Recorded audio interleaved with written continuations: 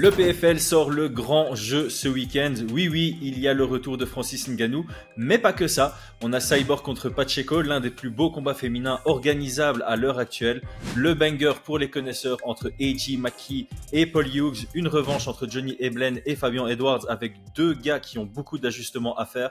On discute de tout ça juste après l'intro. Yo, this is Dustin Poirier. Bienvenue à Fight Minds. Bienvenue sur Fight Minds.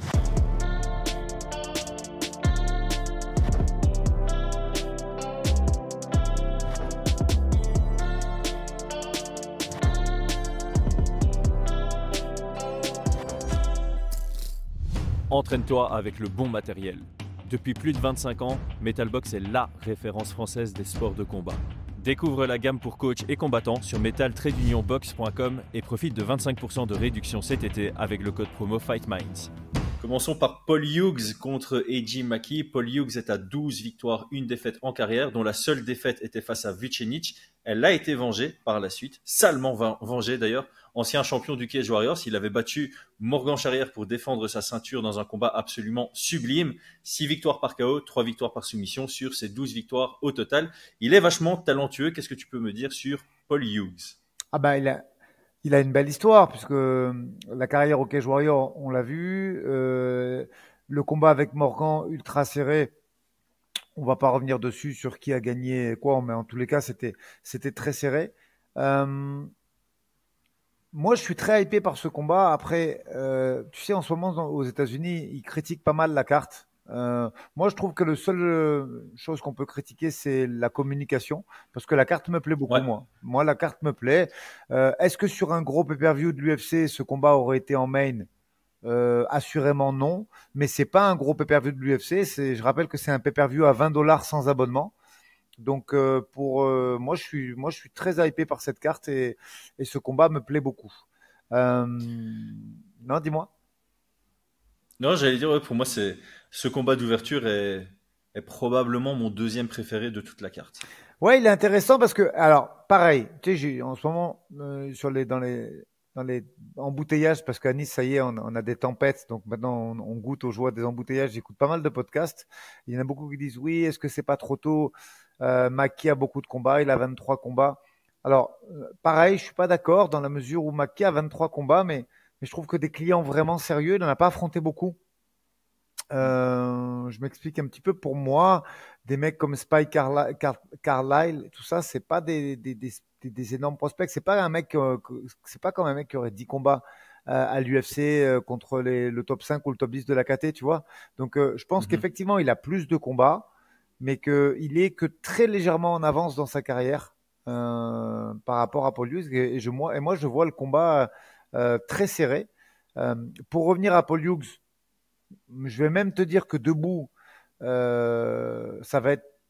Je vois pas du tout un avantage comme les Américains laissent entendre à McKee, pas du tout. Je le trouve dur, je trouve qu'il frappe fort. Je trouve que c'est peut-être un peu moins technique, pugilistiquement parlant, que McKee qui a démarré le MMA très jeune et qui est ultra complet, mais il est dur et il frappe fort. On avait vu contre Morgan la guerre absolument atomique qu'ils avaient fait. Au sol, je pense qu'il est devant, mais on a vu qu'il était très difficile à mettre au sol, Paul Hughes, et qu'il bougeait beaucoup et qu'il avait des très bons déplacements. Donc non, très très hypé par ce combat et je le classerai dans mon top 2, top 3 comme toi sur cette carte parce que moi il me hype énormément. Ouais, c'est ça. Donc, pour présenter un peu AJ McKee, lui, il a combattu que au Bellator et maintenant au PFL qui a racheté le Bellator. Donc, il a vraiment fait ses 23 combats au Bellator. C'est pas pour autant que tous les combats étaient complexes, comme tu l'as dit, mais il a cette expérience vraiment des grosses organisations, on va dire ça. Il a été sur des grosses cartes, il a toujours combattu sur des événements, on va dire, majeurs. Hein. Le Bellator restait en tout cas une organisation majeure, la deuxième ou la troisième mondiale pendant le run de McKee. Il a été champion du Bellator, pas super longtemps, mais il a pris cette ceinture. Il a 6 victoires par KO, 8 par soumission. Moi, ce combat, je t'avoue que je le vois comme deux excellents athlètes, très complets, mais dont la réelle force est opposée. Pour moi, AJ McKee, c'est plus le spécialiste du sol. Il est complet, mais là où il fait vraiment parler le meilleur de ses compétences, c'est quand c'est au sol. Il est très ingénieux. En anglais, on va dire slick grappler. Je sais pas trop comment traduire ça en français, mais je dirais ouais, grappleur ingénieux. Et du côté de Hughes, on a vu bah oui, une très bonne lutte dans sa revanche contre Vucenic. Il est dur au mal, ouais, il sait tenir 5 rounds sans problème, mais il fait plutôt parler son pied-point, son striking. Évidemment, il a mis un splendide KO dans son avant-dernier combat contre le Belge, hein, Jan Kruijer-Hagens. Ouais, son striking est très propre. Donc, j'ai cette impression que autant l'un et l'autre peuvent s'embêter partout, autant c'est plus avantage Hughes debout, avantage Maki au sol. Ça rend le combat serré. Et effectivement, voilà, si on doit donner un avantage, je donne quand même un avantage à Maki. Paul Hughes a eu des gros adversaires au cours de sa carrière, mais en début de carrière, forcément, au Cage Warriors, il a été construit progressivement. Donc voilà, Eiji Maki a quand même un peu plus d'expérience et ça peut jouer. Il y a des combats où ça joue pas. Ici, si je dois départager, je penche un tout petit peu du côté de Eiji Maki, mais je serais absolument pas surpris d'une victoire de Paul Hughes. Ouais, c'est ça. Après, pour revenir sur Maki, je veux juste préciser, quand on dit souvent duel un peu striker contre grappleur, on s'imagine un peu à la Mackenzie Dern qu'il faut que le grappleur amène au sol pour pouvoir développer. Maki, c'est plus maléfique entre guillemets, plus dangereux. C'est sur les scrambles qu'il excelle énormément. Il est capable de faire des anacondas, des guillotines, et c'est là que c'est dangereux. C'est-à-dire que à partir du moment où tu veux mixer, et on sait que Paul Hughes a tendance à mixer quand même, il est souvent adepte du cross takedown, des choses comme ça, ne serait-ce que pour fatiguer son adversaire. C'est là qu'il est dangereux. Maki sur des scrambles, tu vois. Et je veux dire, il y a des anacondas, il y a des clés de nuque de la garde sur des blocages de scramble. Il est vraiment dangereux sur des séquences de MMA. C'est pas le grappleur Juitsuka, tu vois. Et effectivement, non. Si on doit mettre un petit avantage, un petit avantage à Maki, effectivement, parce que il est à domicile. Bellator PFL, il a été formé là-dedans depuis le Bellator 187 où il a fait ses débuts pro. Et après, on peut rétablir, allez, pugilistiquement, un petit avantage quand même à Maki. Et au niveau des créneaux horaires, on rappelle que c'est à Riyad en Arabie Saoudite, donc on est plus sur les créneaux anglais. Donc à voir comment ça a été préparé. Je crois qu'ils sont arrivés long. Alors, je sais que les stars sont arrivés longtemps avant, genre Cyborg et Francis. Je crois que ça fait 2 semaines qu'ils sont là-bas. Mais comme la communication, elle a été quasi inexistante pour les autres, ben je sais pas. Non, mais je te jure, c'est vrai. Ils sont fous quand même parce qu'ils ont une carte qui est absolument intéressante et qui pourrait largement tenir la Dragéos à un Fight Night et ils communiquent pas. Bon, ça c'est un autre débat. Mais donc voilà, décalage horaire, avantage Hughes et un petit peu à l'expérience et le match-up aussi, puisqu'on sait que voilà sur les scrambles, Maki est vraiment fort. Avantage Maki, mais c'est hyper intéressant. Moi, j'adore ce combat. Ah, j'ai très hâte de le voir. Et la dernière victoire de Maki, c'était contre Clay Collard, hein, qui a une très bonne boxe. Et voilà, au moment où il a fait une demi-erreur de vouloir aller au sol contre lui, il s'est fait surprendre dans une soumission. Vraiment, de nouveau, j'ai réutilisé ce terme, mais c'était ingénieux, c'était intelligent. C'est pas ce que tu apprends vraiment. Tu as l'impression qu'il a cette logique. Il est dans une situation, il sait comment aller chercher cette soumission qui sort un peu du lot, mais c'est l'efficacité qui prime, mais c'est pas une efficacité simple chez lui, c'est vraiment quelque chose de tricky. Il va faire des trucs où tu t'es jamais retrouvé dans ce genre de situation. Parce non conventionnel. Je suis d'accord avec toi. Voilà, c'est ça. Il y a que lui qui arrive à créer ce genre de situation et il en profite parce que il amène son adversaire dans une situation un peu inconnue. Et son adversaire, il doit jouer sur sa logique. Je me suis jamais retrouvé là-dedans. Ok, je vais essayer ça. Mais comme lui est habitué à ce genre de situation parce qu'il les crée à l'entraînement, ça va trop vite et il surprend énormément de combattants. Tu parlais de la communication du PFL. Je vais aussi faire une annonce qu'ils n'ont pas fait. On va vous hyper pendant ce podcast pour regarder le PFL. Pour regarder le PFL, ça se passe sur DAZN. On vous met les liens en description. Sans abonnement d'ailleurs. Sans abonnement, ça vous permet de ça vous permet de regarder l'événement tout en supportant la chaîne sans payer 1 euro de plus. C'est un lien d'affiliation. Et je serai aux commentaires avec Cédric Doumbé. Voilà, comme ça, l'annonce est faite. L'annonce n'est pas encore sortie, mais si ça peut donner le petit argument supplémentaire, si vous voulez entendre ce que donne Cédric Doumbé aux commentaires avec moi, il suffit de regarder le PFL de ce week-end. Donc, on vous met les liens en description. Je propose qu'on attaque la revanche entre Johnny Eblen, qui est invaincu en 15 combats professionnels, dont 11 au Bellator /PFL. Il a pris le titre à Gegard Mousasi en 2022. Il l'a défendu 2 fois. dont sa première défense était contre Fabian Edwards.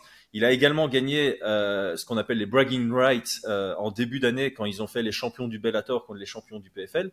Il a battu Impa Kazanganay. C'était serré.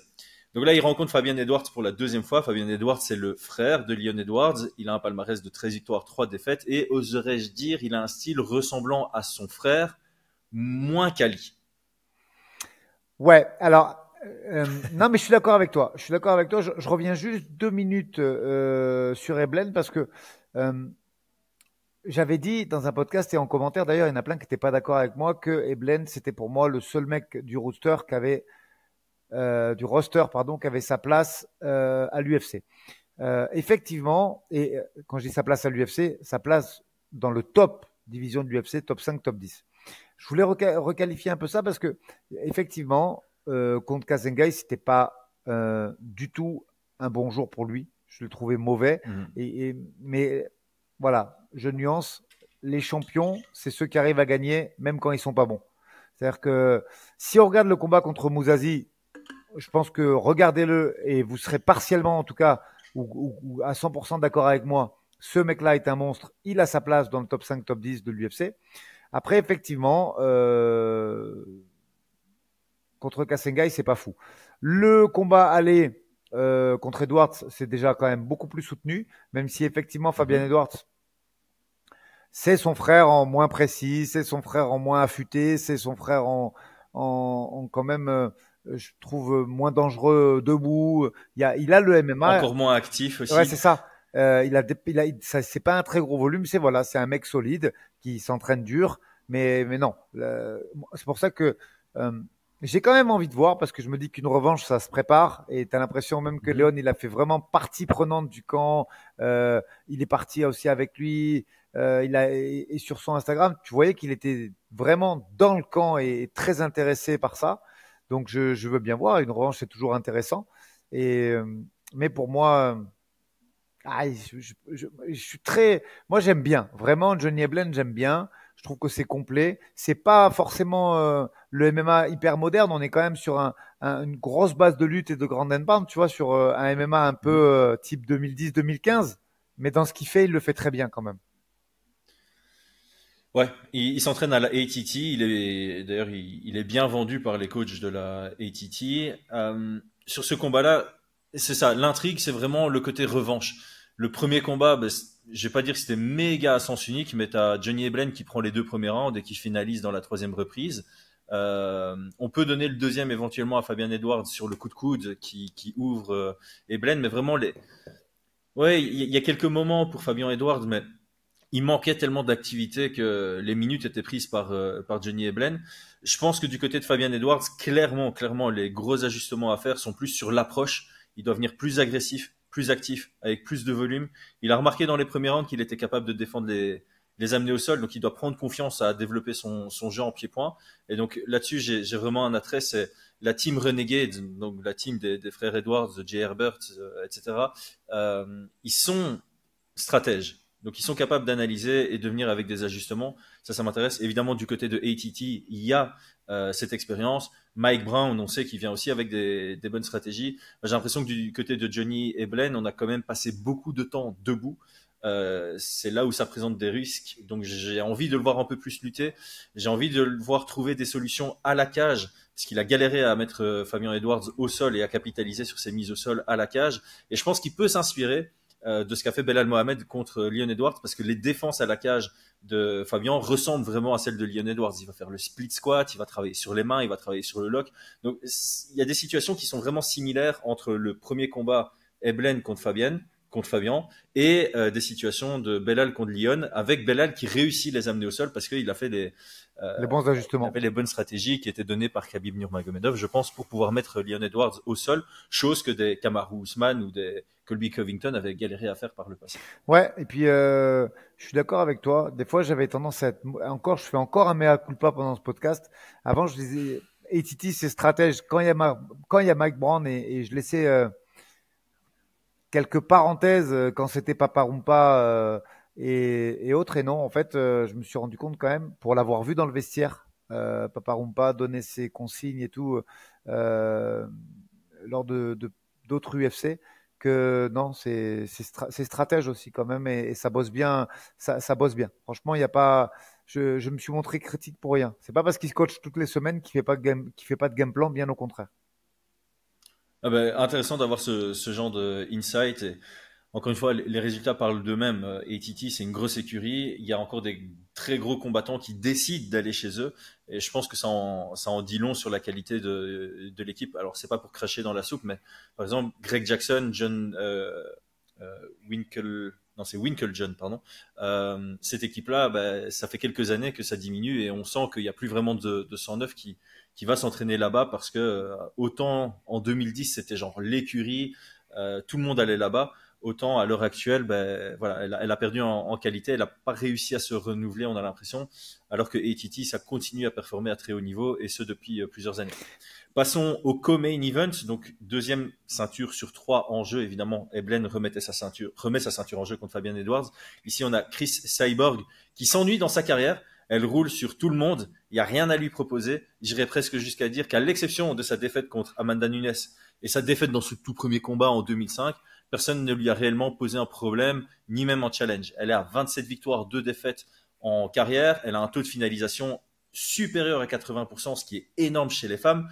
Cette fois-ci, pour une fois, avant un combat, on est en train de se dire que quelqu'un peut lui tenir tête. Ce quelqu'un, c'est Larissa Pacheco, 23-4 en professionnel, la seule à avoir battu Kayla Harrison. Elle est gagnante des tournois 2022 et 2023 du PFL. Son taux de finalisation dépasse également les 80%.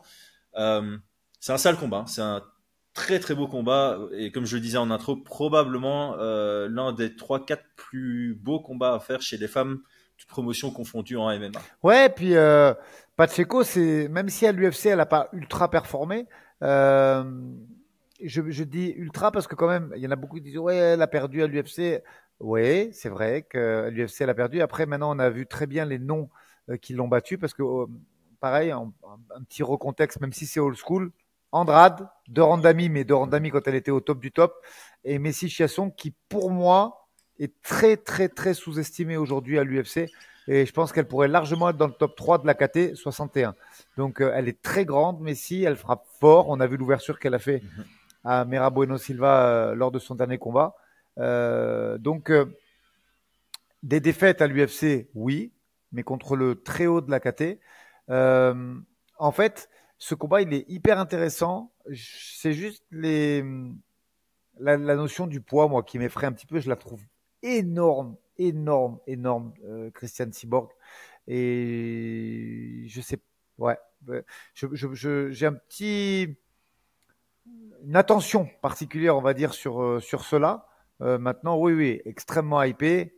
Pacheco, elle a fait très, très forte impression contre Kayla Harrison, même si on a vu. Je suis pas descendu du train, moi, Kayla Harrison, et j'y pense toujours. Elle est dans ma tête, mais je suis pas certain que, comment dire, elle est le striking pour aller ennuyer le top du top de la KT. Mais ça, c'est un autre débat. Cyborg, elle l'a. Même si c'était pas des très gros adversaires en anglaise, elle a montré en anglaise qu'elle était pas mal du tout également, en tout cas qu'elle frappait fort. Donc ouais, c'est un gros combat à 66 et je pense que Pacheco c'est plus une 61, mais en tout cas au PFL elle a roulé sur tout le monde et donc c'est intéressant de voir ce combat. Même si ça fait longtemps qu'on n'a pas vu Cyborg en MMA quand même, donc à voir un petit peu ce que ça peut. Comment elle s'est préparée et comment elle a fait ça parce que c'est depuis le 7 octobre 2023 je crois qu'elle n'a pas combattu en MMA Christiane. Ouais, ça fait un petit temps et par contre elle est restée active. Elle a fait de l'anglaise avec des compètes d'anglaise et de grappe. Ouais. Mais à voir. Mais Pacheco elle est en forme et en fait en pleine confiance. Moi j'ai envie de te dire que si Larissa Pacheco elle fait du MMA, elle peut gagner. Si c'est un duel de striking, pur, attention danger. Le combat est très serré sur papier. J'en profite pour dire que les cotes sont disponibles sur unibet.fr. Donc si vous voulez jouer, faites-le de manière responsable. Mais ça vient de sortir ce matin. Donc unibet.fr propose les combats du PFL en plus de ceux de l'UFC. Il y a peut-être des cotes assez intéressantes, surtout dans le main event. Mais je te rejoins. Pour moi, c'est un combat serré. où évidemment Cyborg, elle a perdu que 2 fois dans sa carrière et sa première défaite, il faut un peu l'annuler parce que c'est 2005, c'est complètement obsolète. Et puis son autre défaite, c'est Nunes qui, selon moi, est la GOAT incontestable chez les femmes à l'instant T.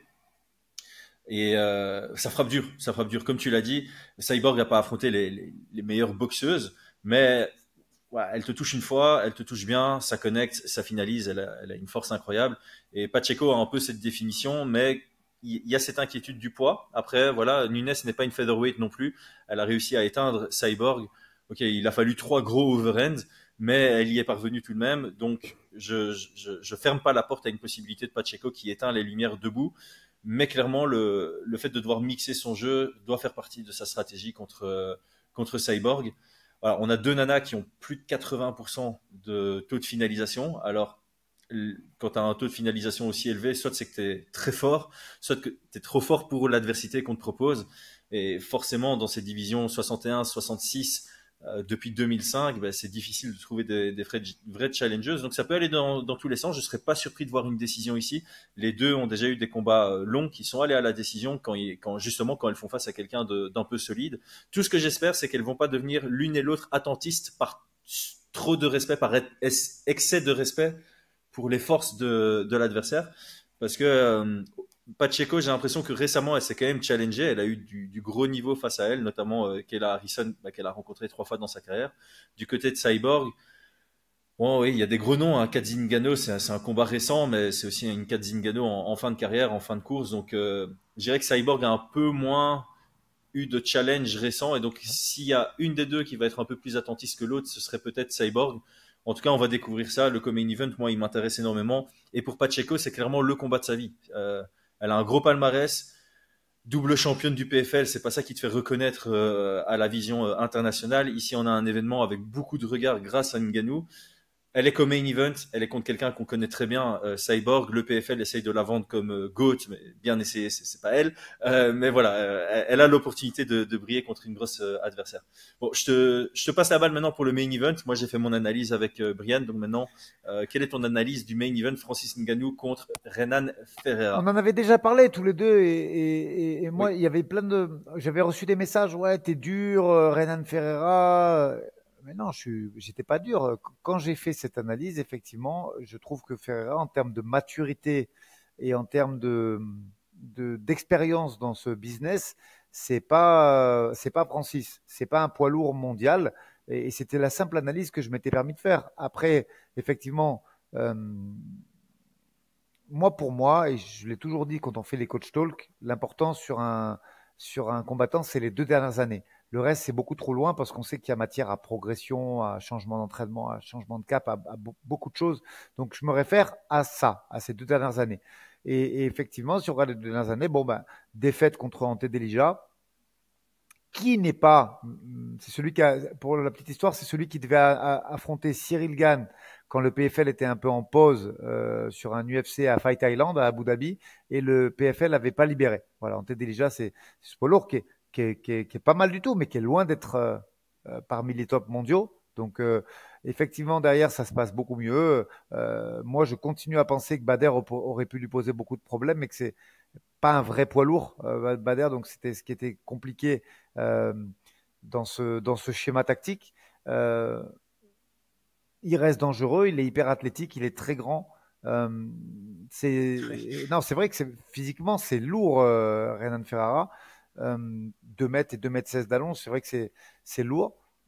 Très intrigué par le combat, mais même si il a été dépassé en footwork Francis sur ses combats d'anglaise, là on n'est pas en anglaise et je pense que s'il vient pas faire une bagarre ou un combat de boxe où il pourrait effectivement être surpris par même le style, parce que quand tu fais de l'anglaise et tu te focuses sur cette discipline pendant 2 ou 3 ans, derrière si ça crosse, ça envoie des coups avec des angles un petit peu particuliers, ce qui est parfaitement le cas de Ferreira qui est pas de la bagarre, mais il envoie comme il envoie, tu vois, il est tellement puissant que c'est beaucoup moins académique que ce que Francis a travaillé ces 2 dernières années.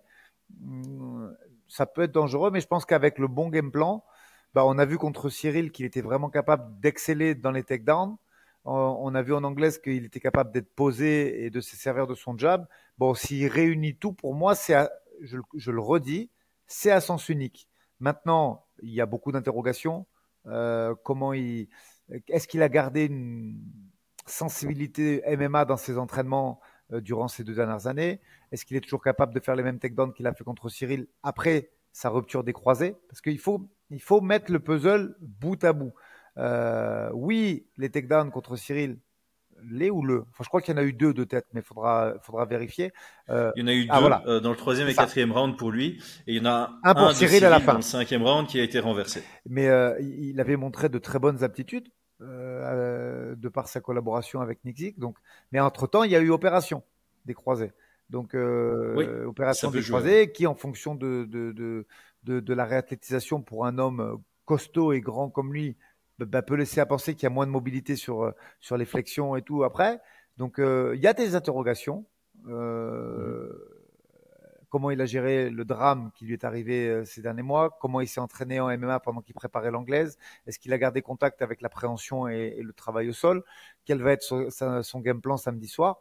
Il y a beaucoup d'interrogations. On sait que Ferrara, lui, va lui rentrer dedans en plus, parce que l'aura qu'il y avait autour de Francis, elle s'est pas brisée, parce que les noms qui l'ont battu c'est pas des peintres non plus, mais il se dit voilà, on peut le faire tomber, c'est possible de le mettre KO. Il sort d'un KO. Moi, je pense qu'il va lui rentrer dedans Ferrara sans discuter, mais je pense que il y a une supériorité technique et expérientielle qui est très importante pour Francis. J'ai pas du tout écouté d'ailleurs l'analyse que vous avez fait, ça m'intéresse. C'est un peu, en gros, c'est un peu comme ça qu'on le décrit.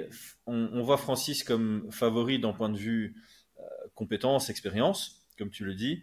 Il y a beaucoup de questions, il y a beaucoup de facteurs X, d'un côté comme de l'autre, mais la plupart des facteurs X nous donnent envie de rendre le combat plus serré. C'est moins à l'avantage de Francis et plus à l'avantage de Ferreira. Et on trouve que Ferreira peut représenter un vrai piège à Francis, parce qu'effectivement, il est très grand. C'est pas tous les jours que Francis a dû affronter quelqu'un d'aussi grand. Peut-être Tyson Fury, hein, le seul exemple. Son bras arrière est ultra vicieux, ultra dangereux, capable d'éteindre des lumières sur une seule frappe. C'est ce qui s'est passé en anglaise contre Joshua. Bon, il y a eu des knockdowns avant, mais voilà, c'est vraiment le bras arrière qui a contribué à la fin d'un combat assez expéditif. Il y a ce côté, ok, il faut peut-être utiliser la lutte, mais à quel point a-t-il travaillé depuis des années? Donc, je vais te poser une question. Là, je viens de regarder les codes de Paris sur unibet.fr. On a Francis qui est donné à 1,36, donc il est favori, grosso modo, à 70-30. Est-ce que toi, tu t'alignes à ça? Est-ce que tu trouves qu'il est plus favori ou moins favori? Non, moi, avec les éléments. Alors, attends, je recontextualise. Tu me dis 70-30 quand il sort de sa carrière UFC, je te dis large. Je te dis même, j'aurais même été plus dur, genre un 75-25, okay. Tu vois. Maintenant, compte tenu de tout ce qui s'est passé et du contexte, et même de la carrière de Ferrara à côté, hein, qui est sur 4 victoires, Sheffield, Green, Golsov et Bader, c'est pas mauvais non plus, tu vois, même si c'est pas des top de la catégorie. Il a pris confiance. Donc, non, moi aujourd'hui, j'aurais été même un peu plus mesuré. J'aurais mis un 60-40 ou un 65-35, tu vois. Ouais, c'est marrant, là t'as pas écouté notre podcast, mais en gros, Brian et moi on avait fait l'effort de ne pas regarder les codes de Paris puisqu'elles n'étaient pas encore sorties sur unibet.fr, en tout cas à ce moment-là, mais on a regardé à l'international pendant le podcast après avoir donné ce qu'on pensait. Brian avait dit 60-40, moi j'avais dit 65-35, peut-être avec un penchant 70-30, et les codes de Paris international étaient sortis à 80-20. Et les parieurs, ils ont foncé sur Ferreira, et donc maintenant ça s'est rapproché à 70-30. Donc on est beaucoup à penser que le combat est plus serré que ce que les cotes initiales donnent, et peut-être même de l'avis général du public. Encore une fois, il y a ce truc de tout le monde connaît Francis Ngannou maintenant, quasi personne connaît Renan Ferreira, donc forcément l'avantage a été donné à Francis. Mais si on fait une analyse purement technique, stratégique, avec comme tu aimes bien dire, les win conditions et les lose conditions d'un côté et de l'autre, et un peu ces facteurs X qui peuvent influencer sur 5%, on va dire. Ouais, je pense que la plupart des gens se rapprochent tout ce qui se trouve entre 60-40 et 70-30. Voilà, les codes de Paris, c'est sur un 70-30. Alors, Je sais pas si tu as des clins d'œil à faire pour la prélims. Moi, j'en ai deux. Je pense qu'on va peut-être se rejoindre dessus si on en a deux aussi. Moi, j'ai Ibrahim Ibrahimov. Retenez ce nom et regardez bien son combat. C'est contre un autre invaincu en Nacho Campos. Euh, Ibrahim Ibrahimov, il représente vraiment le style anglais. C'est ça que j'aime bien, mais avec un nom tchétchène. Et ce style est vraiment très intéressant. Il s'entraîne à la Manchester Top Team, qui est une équipe très très technique. Je crois qu'il a qu'une seule décision sur toutes ses victoires. Et alors le deuxième nom que j'ai envie de citer, c'est Rofeon Stutz. C'est pas le plus divertissant, et il est vraiment fort. Il est vraiment fort. 20 victoires, 2 défaites en carrière. Les 2 défaites, c'est Pachimix et Mereb Dvalishvili. Voilà, c'est clairement le gars qui a toujours été le prince de la division au Bellator. Donc, ce sera pas le plus divertissant, mais d'un point de vue compétence, il est vraiment vraiment bon. Ouais, mais écoute, le Dagestanais de Manchester, je suis d'accord avec toi. C'était mon seul coup de cœur, moi. Après, tous les combats sont intéressants en prélim, mais lui, il est intéressant parce que pour ceux qui suivent l'UFC, il est teammate de Ken Moussa, de Louis Lee Scott également, qui a pris la ceinture d'Ares passé un moment. Et de celui qui avait fait le main event, la mince, Liron Murphy, pardon, qui avait fait le main event d'un Apex il y a quelques mois. Ouais, contre Barbosa, exactement. Vraiment. Et c'est une très grosse équipe. Très grosse équipe. Moi, j'aime bien cette équipe Manchester Top Team. J'ai de très bons rapports avec eux en plus. Donc, j'aime bien cette équipe parce que c'est une belle histoire. En plus, c'est un ancien footballeur qui a joué au Red Star, l'entraîneur, et qui est très ouvert, qui bosse avec beaucoup de gens.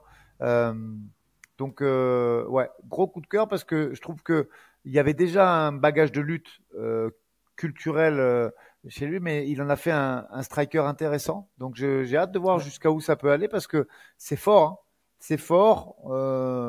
À voir. Moi, j'aimerais bien. Moi, je dis la vérité. J'aimerais bien qu'il le signe à l'UFC parce que malgré tout, je crois qu'il a la nationalité anglaise, donc c'est pas très très compliqué pour avoir les visas. Exact.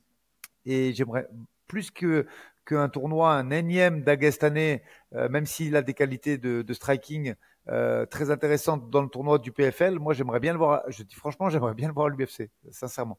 Je pense qu'il a tout pour y aller et pour bien performer là-bas. Ouais, parce que là, alors, je suis hypé par le combattant. Après, en face, il y a quand même même si c'est un invaincu aussi, l'espagnol, il est moins, les adversaires sont moins. Pour te donner une idée, son dernier combat, il a pris un mec qui avait 0-0. Alors, je dis pas ça pour casser la hype du combat, hein, Chris. Hein. Moi aussi, j'ai envie de le voir, mais quand même, il y a un 5-0 en face, mais si j'ai envie de te faire avoir 5-0 à toi, Chris, maintenant on le fait, hein, ce 5-0, parce que 1-2, 0-1, 9-10. Je sais pas à quel point je suis mauvais, tu sais. mais tu vois, 1-2, 0-1, 9-10, 2-0 et 0-0 pour les adversaires. Je pense que notre ami espagnol, ça va lui faire bizarre quand même, Ibrahimov là. Ça va vraiment lui faire bizarre. Ah ouais, mais je crois que je suis allé voir les cotes internationales, genre Ibrahimov, il a moins 1000, hein, donc on va pas vous survendre un combat qui peut s'avérer serré. Non, là, on est clairement t'as dit coup de cœur pour découvrir. Voilà, t'as dit coup de cœur. Donc on vend pas un combat, on parle d'un mec qui vient d'arriver depuis peu dans le paysage du MMA, qui a quand même 7-0, hein, mais pareil, tu vois, j'aime bien moi. On bosse avec eux un petit peu sur du co-management et il a la tête sur les épaules, le mec de Manchester Top Team. Il s'énerve un peu comme tous les Anglais, mais non, c'est une belle team qui est très récente, hein, parce que je sais plus exactement, mais je pense qu'elle a moins de 5 ans, la team. Il s'était un peu mis avec Frank Mir au début pour avoir une partie seule, puis après Frank Mir, il est reparti s'occuper de sa fille. Quand je dis s'occuper, c'est pas s'occuper familialement, c'est au niveau de la carrière, parce que c'est une fighteuse, sa fille, à Frank Mir aussi. Et du coup, l'équipe, ils sont débrouillés un peu par eux-mêmes, mais c'est une équipe qui doit avoir entre 5 et 7 ans, donc c'est hyper intéressant. C'est une jeune équipe qui est en train de faire son trou en Angleterre et qui est en train de devenir une des meilleures équipes d'Angleterre. Bah voilà, on a fait un petit tour, hein. Moi, franchement, cette carte, ils ont fait un bon travail. Ça faisait longtemps qu'ils annonçaient le PFL Pay-Per-View Series. Honnêtement, on pouvait s'attendre à quelque chose d'énormissime. On savait que Francis Ngannou, ça allait marquer son retour. Et moi, je suis très satisfait de la carte parce qu'on a vraiment des combats intrigants. On a du talent. La carte préliminaire a été bien construite. C'est fait exprès, hein. La carte préliminaire est gratuite. Là, je serai seul aux commentaires. Cédric Doumbé me rejoint pour la partie payante. Hein. Ah, ils sont forts, c'est chez DAZN. Donc voilà, petit rappel sur DAZN pour regarder gratuitement la carte prélim, pour regarder sous pay-per-view la carte principale. Et vous pouvez kiffer l'événement en donnant un coup de pouce à Fight Minds, en rejoignant et en payant le pay-per-view via le lien qu'on vous met en description. Aldric, quelque chose à ajouter ou alors on a fait un bon petit tour là? Rien du tout, impeccable. Merci beaucoup et hâte de voir même ce duo de commentateurs. J'ai vraiment hâte de voir ce que ça va donner. Ouais, je suis assez curieux. Ça va être fun. Je crois que ça va être fun. J'ai hâte aussi. Les amis, merci beaucoup. À très vite. Ciao, ciao.